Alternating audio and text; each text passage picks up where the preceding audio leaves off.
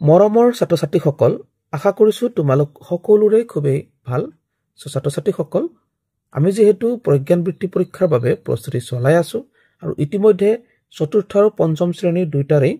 গণিত ইংৰাজী পৰিৱেশ অসমীয়া আৰু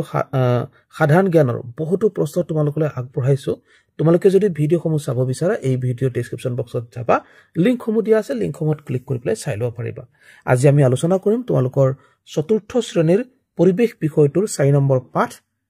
শাক পাচলিৰ বাগিচা ঠিক আছে তোমালোকে দেখিবলৈ পাইছা শাক পাচলিৰ বাগিচা লেসনটো ইয়াত আমাৰ কেইটামান প্ৰশ্ন আছে অতি গুৰুত্বপূৰ্ণ প্ৰশ্ন তোমালোকৰ প্ৰজ্ঞান বৃত্তি পৰীক্ষাৰ কাৰণে বহুতেই ইম্পৰ্টেন্ট হয় সো তোমালোকে মনোযোগেৰে চাবা আৰু আমি ইয়াত ধুনীয়াকৈ আলোচনা কৰিম প্ৰশ্নসমূহ সো তোমালোকে ভালদৰে প্ৰথম বা শেষলৈকে চালে নিশ্চয়কৈ বুজিব পাৰিবা সো আৰম্ভ কৰিছো ইয়াতে সোৱা দেখিবলৈ পাইছা তোমালোকে কৈছে যে তলৰ কোনবিধ পাচলি আমি ৰান্ধিও খাওঁ আৰু কেঁচাইও খাওঁ এটা সিম্পল কথা কি হয় কোমোৰা বা সজিনা বিলাহী বা জিকা কি কেঁচাকেও খাওঁ আৰু ৰান্ধিও খাওঁ গতিকে কোমোৰা আমি কেঁচাকে নাখাওঁ সজিনাও কেঁচাকে নাখাওঁ জিকাও কেঁচাকে নাখাওঁ বিলাহী কিন্তু কেঁচাকেও খাওঁ ৰান্ধিও খাওঁ গতিকে এইটো উত্তৰ হৈ গ'ল ওকে সো নেক্সট কৈছে কোনবিধ পাচলি সাধাৰণতে জহ কালত হয় জহ কাল মানে কি জহ কাল মানে হৈছে গৰমৰ দিন ঠিক আছে গৰমৰ দিনক জহ কাল বুলি কোৱা হয় গতিকে চোৱা মূলা গাজৰ বেঙেনা আৰু ভুল ওকে সো মূলা গাজৰ বেঙেনা আমাৰ জাৰৰ দিনত অৰ্থাৎ ঠাণ্ডা দিনত হয় আৰু এই যেটো ভুলটো জহ কালত হয় অৰ্থাৎ গৰম দিনত হয়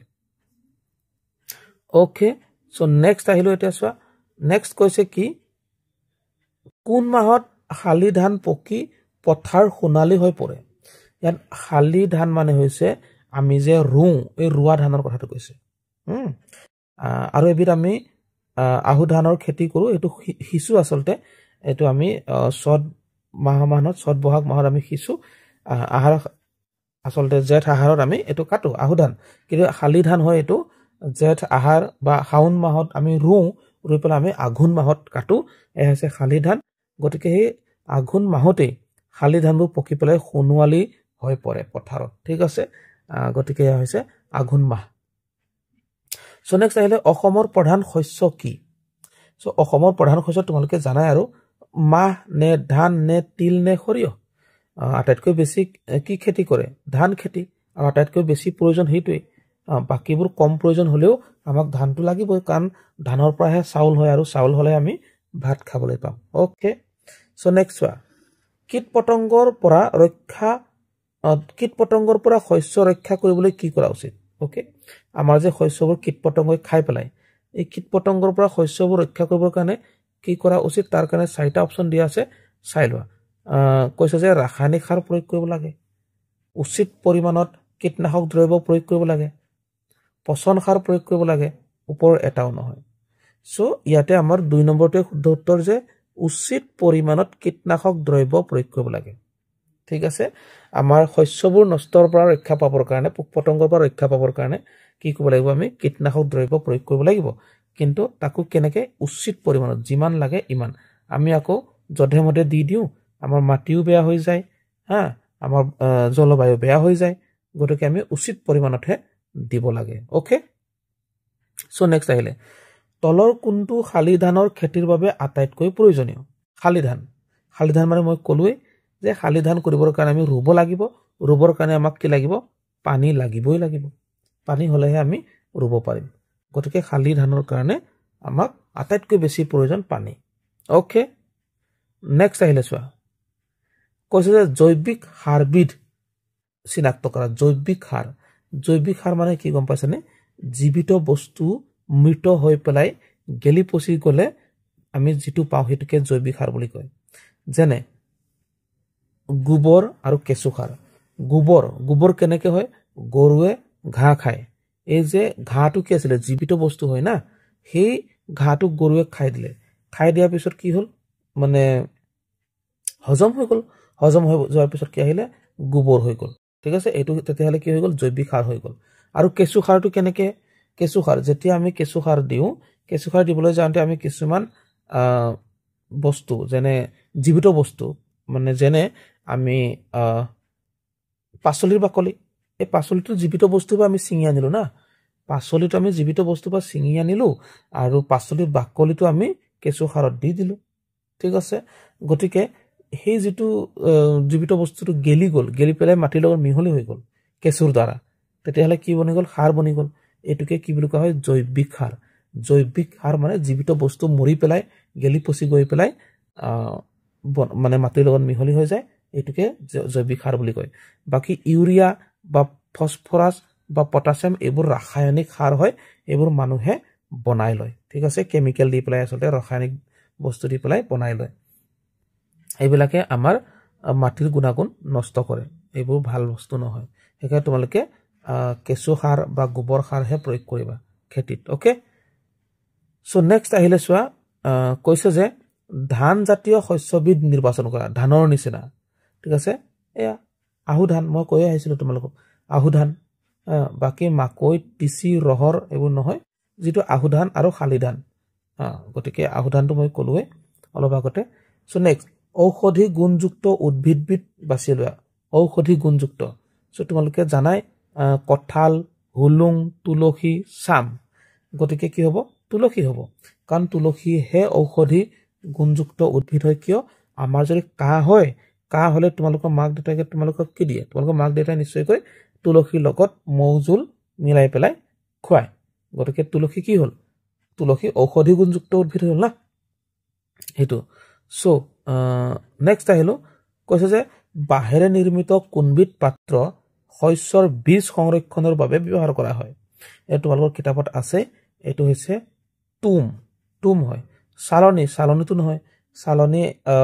মাছ ধৰিবৰ কাৰণে চালনী ব্যৱহাৰ কৰা হয় পাছি তোমালোকে জানাই যিকোনো বস্তু পাছিত আমি থওঁ দুলিটো আমি ধান যেনিবা থওঁ কিন্তু কঠিয়ালে বুলি নহয় কঠিয়া মানে কি কৈছো ইয়াত বীজ মানে কঠিয়া গতিকে টুমতহে বীজ সংৰক্ষণ কৰা হয় টুমটো কেনেকুৱা ধৰণৰ টুমটো যেনিবা এনেকুৱা ধৰণৰ অকন মই তোমালোকক দেখুৱাই দিছো এনেকুৱা ধৰণৰ ওকে ঠিক মানে মই তোমালোকক দেখুৱাব পৰা নাই ওকে এনেকুৱা ধৰণৰ মানে এনেকে ইয়াত এনেকে বান্ধি পেলাই থৈ তোলে কিতাপত আছে এইটো ইমান একুৰেট নাই হোৱা হলেও মই দেখুৱাবলৈ যত্ন কৰিছিলো ওকে সো নেক্সট আহিলে কৈছে যে তলৰ কোনবিধ যন্ত্ৰ শাক-পাচলি মাছ মাংস ফল-মূল আদি কিছু দিনলৈ সতেজ কৰি ৰখাৰ বাবে ব্যৱহাৰ কৰা হয় তোমালোক ঘৰে আছে কি বুলি কোৱা হয় তোমালোকৰ এটো ফ্ৰিজ বুলি কয় কি বুলি কয় ফ্ৰিজ ঠিক আছে আসলতে এটো ফ্ৰিজ বুলি কোৱা হয় কিন্তু তাৰ প্ৰকৃত নামটো হৈছে এটো ৰেফ্ৰিজাৰেটৰ বা শীতল যন্ত্ৰ ঠিক আছে ৰেফ্ৰিজাৰেটৰ হয় তাক শীতল যন্ত্ৰ বুলিও কোৱা হয় ঠিক আছে গতিকে ৰেফ্ৰিজাৰেটৰ হয় তোমালোকৰ ঘৰত যে ফ্ৰিজ আছে তাতে আমি কি কৰো মাছ মাংস ফল-মূল ভৰাই থৈ দিও তেতিয়া কেইবাদিনলৈকো ভাল হৈ থাকে নহয় জানো ওকে সো নেক্সট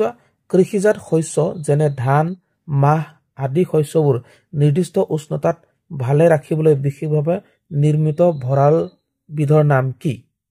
এটো কোৱা হয় পণ্যাগাৰ ওকে এটো মনত ৰাখিবা পণ্যাগাৰ কি কৰা হয় তাত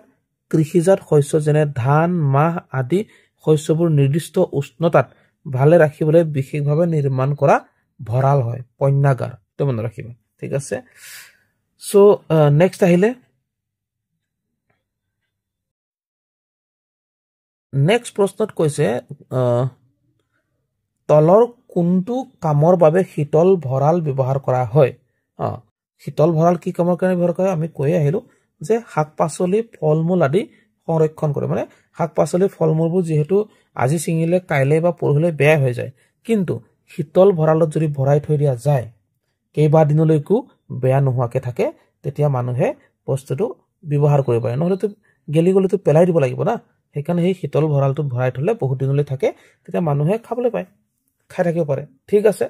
নষ্ট নোহোৱাকৈ থাকিব মানে ওকে সো নেক্সট অমিলটো চিনাক্ত কৰা তো ইয়াত কৈছে আদা ধনিয়া পালেং আৰু নহৰু সো ইয়াৰে অমিলটো কি হ'ব তেতিয়াহলে ইয়াৰ অমিলটো হ'ব পালেং কিয় হ'ব কাৰণ বাকিবিলাক মছলা জাতীয় সো আদা ধনিয়া আৰু নহৰু এইবোৰ কি হয় মছলা জাতীয় কিন্তু পালেংটো মছলা জাতীয় নহয় পালেং শাক হয় ঠিক আছে গতিকে সেই কাৰণে এটো অমিল হল বুজি পাইলা সো নেক্সট আহা নেক্সট কৈছে সোৱা অশুদ্ধ জুতিটো বাছি উলিওৱা অশুদ্ধ জুতি সো ধান জাতীয় বাও এটো হৈছে বাও ধান থাকে বাও ধানো থাকে হা তাৰছত মাহ জাতীয় এটো মসুৰ মাহ ঠিকই তাৰছত কৈছে মানিমুনি এটো ঠিকই ঔষধি গুণযুক্ত মানিমুনি পেটৰ কাৰণে ভাল হয় বুলি কয় নহয় জানো আৰু কৈছে মছলা জাতীয় নিমপাত এটো নহয় নিমপাতটো জানো মছলা জাতীয় হয় নহয় সো এইটোই কি আছিল অশুদ্ধ জুতি এইটোই মছলা জাতীয় আৰু নিমপাত এটো ভুল আছে সো নেক্সট আহিলে তলৰ কোনবিধ তেল জাতীয় শস্য সো বেলি ফুল জালুক মাটিমাহ জিৰা সো তেল জাতীয় মানে জানাই বেলি ফুলৰ পৰা তেল প্ৰস্তুত কৰা হয় তোমালোকে এটো নিশ্চয়কৈ জানা বহুতে বেলি ফুলৰ খেতি কৰে আৰু তেনেকৈ জীৱিকা নিৰ্বাহ কৰে বেলি ফুলৰ পৰা তেল উলিওৱা হয় ঠিক আছে গতিকে ইয়া তেল জাতীয় শস্য হয় বেলি ফুল নেক্সট আহিলে সোৱা কৈছে যে তলৰ কোনবিধ ৰোগৰ বাবে তুলসীৰ পাত ব্যৱহাৰ কৰা হয় মই অলপ আগতে কৈ আহিছিলো এয়া হৈছে তোমালোকৰ যদি কাহ হৈ যায় কাহ হলে তোমালোকৰ তুলসীৰ পাতৰ লগত মৌজুল দি পেলাই তোমালোকৰ মা দেউতাহঁতে তোমালোকক খুৱাইছে নিশ্চয় গতিকে এয়া উত্তৰটো হৈছে কাহ ওকে নেক্সট আহিলে অশুদ্ধ জুতিটো আকৌ উলিয়াব লাগে সো চাউল আৰু ভাত এটোতো অশুদ্ধ হ'ব জানো কাৰণ চাউলৰ পৰাই ভাত হয় আকৌ ঘেহু আৰু আটা এইটো অশুদ্ধ নহয় এইটো শুদ্ধ সৰিয়হ আৰু দাইল এইটো জানো হ'ব জানো সৰিয়হৰ পৰা তেল হ'ব লাগিছিল গতিকে অশুদ্ধ জুতিটো এইটোৱে অপচন গটোৱে হয় তাৰছত আমাক পিছত দিয়া আছে কুহিয়াৰ আৰু চেনি কুহিয়াৰ পৰা চেনি উলিওৱা হয় অশুদ্ধ জুতি কি হ'ল অপচন গটো সৰিয়হ দাইল ওকে সো নেক্সট কৈছে যে অমিলটো বাছি উলিওৱা ইয়াতো অমিলটো কি বাছি লৈ গৈছে ট্ৰেক্টৰ নাঙল মই এইবোৰ গোটেই খেতিৰ সঁজুলি এইবোৰ গোটেই কি হয় খেতিৰ সঁজুলি আৰু ৰেফ্ৰিজাৰেটৰ কি হয় ৰেফ্ৰিজাৰেটৰ হৈছে বস্তু নষ্ট নহবৰ কাৰণে বহু কেইদিনলৈকে ভাল কৰি ৰাখিবৰ কাৰণে ৰেফ্ৰিজাৰেটৰত বস্তু ৰখা হৈছে না ফ্ৰিজটোকে ৰেফ্ৰিজাৰেটৰ বুলি কোৱা হয় নেক্সট আহিলে মাটিৰ উৰ্বৰতা কিদৰে বৃদ্ধি কৰিব পাৰি ওকে সো মাটিৰ উৰ্বৰতা মানে হৈছে মাটি সাৰুৱা কৰা ঠিক আছে যিকোনো খেতি কৰিলে তাত হ'ব তাৰ মানে তেনেকুৱা মাটিত উৰ্বৰ মাটিত ওকে নহলে মাটি যদি উৰ্বৰ নহয় তেতিয়া তাত যিকোনো খেতি নহয় সো মাটি উৰ্বৰতা কিদৰে বৃদ্ধি কৰিব তেতিয়া হলে ইয়াৰ উত্তৰটো হৈছে শস্য পৰিৱৰ্তন কৰি মাহজাতীয় শস্যৰ খেতি কৰিব লাগে ঠিক আছে শস্য খেতিটো কৰিব লাগে কিন্তু তাত আমি মাহজাতীয় শস্যৰ খেতি কৰিলে তাত সাৰটো আকৌ পোৱা যায় নাইট্ৰজেন যেটো সেই কাৰণে ঠিক আছে তোমালোকে এটো জানি থোৱা যে শস্যৰ পৰিৱৰ্তন কৰি আমি মাহজাতীয় শস্যৰ খেতি কৰিব লাগে তেতিয়া মাটিৰ উৰ্বৰতা মানে বৰ্তি থাকে ঠিক আছে সো গতিকে আমি ইমানতে সামৰিলো আজি এই পাঠটো আমি নেক্সট আমি তোমালোকক স্বাস্থ্য আৰু সুৰক্ষা এই পাঠটোৰ বিষয়ে আলোচনা কৰিম